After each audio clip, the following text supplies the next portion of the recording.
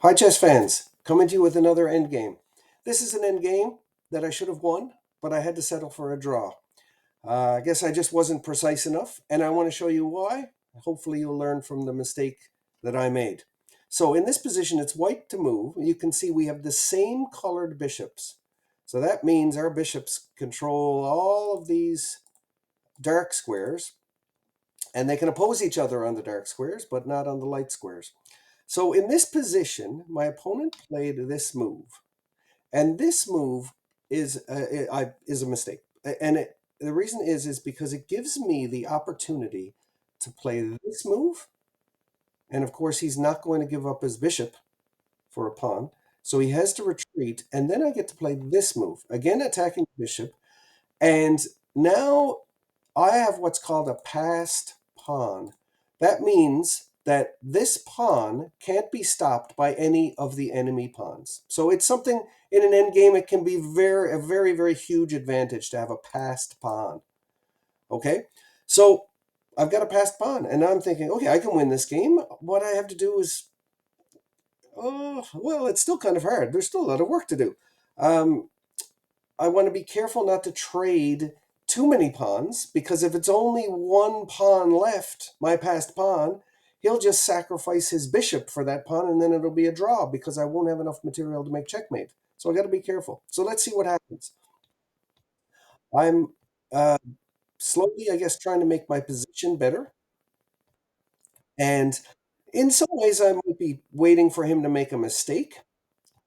But I'm going to show you what happens here. I didn't mind him putting this pawn right here, but I didn't take it because I really wanted to focus on keeping this as a major advantage in the end game as the end game goes on.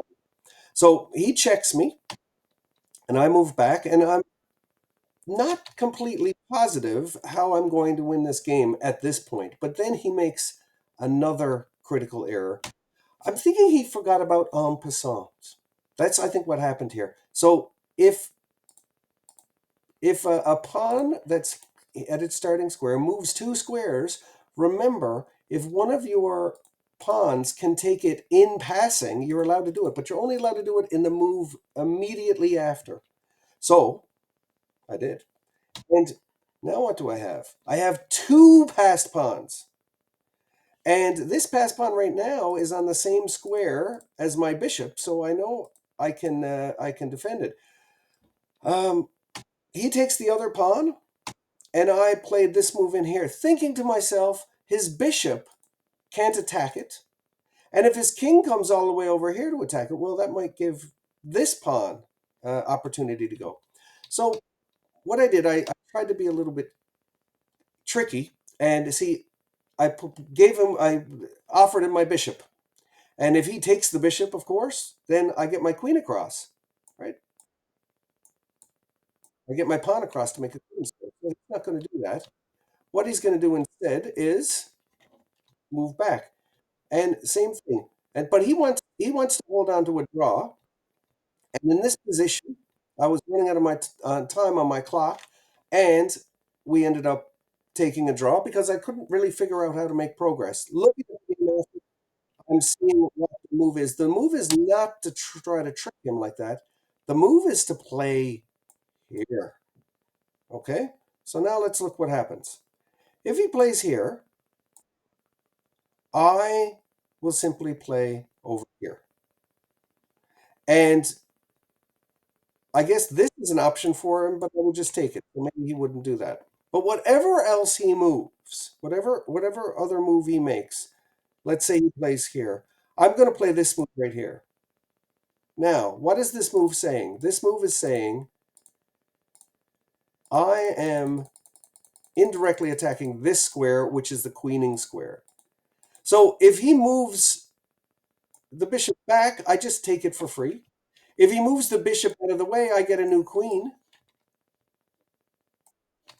So he would be, I guess, forced to take it. And then I take it back, and his king isn't fast enough. I've got two passed pawns. He has to leave the guarding of this passed pawn to get this passed pawn. So same colored bishop endings, they can be won if, especially if you have passed pawn. But you got to find the key move. The key move has got to be here. Sorry, not what I played. The key move is this. Now, what happens if he takes it? Well, I just play here. And what if he ignores this and plays here? Well, I take it again. What if he ignores that? My king is fast enough, and his king is not fast enough. So, anyway, I hope you enjoyed this video. I hope you got some ideas out of it for your games. Please like and subscribe, and if you found a useful video, share it with a chess friend of yours who's a novice or a beginner. All right, thanks everyone. We'll see you next time.